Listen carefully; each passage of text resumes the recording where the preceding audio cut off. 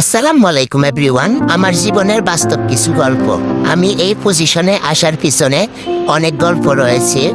সবাই তো সফলতাটাই শুধু দেখে, পিছনে যে একটা গল্প থাকে সেটা কিন্তু কেউ দেখে না। আজকে আমি আপনাদের সাথে খানিকটা ওই ব্যাপারে শেয়ার করতেছি। এরকম হয় না, মানুষ স্বপ্নের মধ্যে কত কিছুই না পায়। যেমন স্বপ্নের মধ্যে ওষুধি গাছ পায়, স্বপ্নে দেখে স্বর্ণের কলসি পায়, তারপর সাপের মনে পায়, কত কিছুই তো পায়, তাই না? আমি পেয়েছিলাম স্বপ্নের মধ্যে ফুটি দিয়ে আংটি বানানো আর ব্রেসলেট বানানো। খুবই মজা লাগছে, তাই না? সত্যি আমার সাথে এরকমটা হয়েছিল। বয়স তখন আমার 10 থেকে 11। স্বপ্নটা যেভাবে দেখেছিলাম আমার এখনো ঝাপসা মনে আছে। একদিন বিকেলবেলা খাওয়া দাওয়া করার পর ঘুমাইছিলাম। স্বপ্নের ভেতরে মনে হচ্ছিল যেন বাস্তবে এক মুহূর্তের জন্য মনে হয়নি এটা স্বপ্ন দেখছি। ছোট ছোট পুঁতিগুলো না তখন দোকান থেকে এনে আমরা এগুলো দিয়ে এটা সেটা বানাতাম। স্বপ্নের মধ্যে দেখছি ওই পুঁতিগুলো দিয়ে আমি আমার এক বান্ধবীকে একটা আংটি বানিয়ে দিচ্ছি আর একটা ব্রেসলেট বানিয়ে দিচ্ছি। খুব মনোযোগ দিয়ে আংটি আর ব্রেসলেটটা বানাচ্ছিলাম। হঠাৎ কারো কথায় ঘুম ভেঙে যাওয়ায় তখন ওর উপর খুব রাগ হয়েছিল, কারণ ঘুম ভেঙে যাওয়ায় স্বপ্নটা আর দেখা হলো না।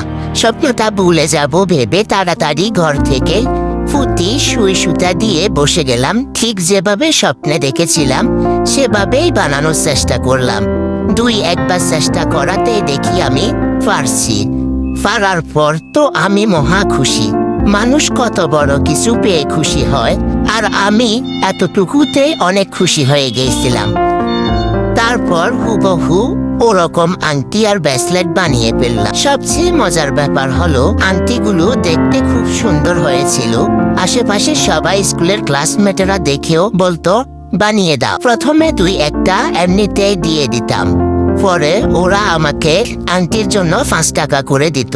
5 টাকার তখন অনেক কিছু পাওয়া ছাড়টা হবে আনুমানিক 2007 অথবা 2008। এখনকার 5 টাকার মতো না, তখনকার 5 টাকা অনেক দাম ছিল। আমি কিন্তু তখন ওই আংটিটি দিয়ে শুরু করেছিলাম। মনের ভিতরে একটা উৎসাহ কাজ করত, আমি কিছু একটা করব। তখন বয়স খুবই কম ছিল।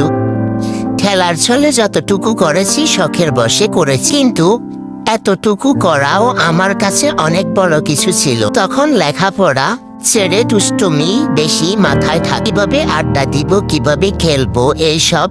তখনকার বাচ্চারা অনেক খেলাধুলা করত।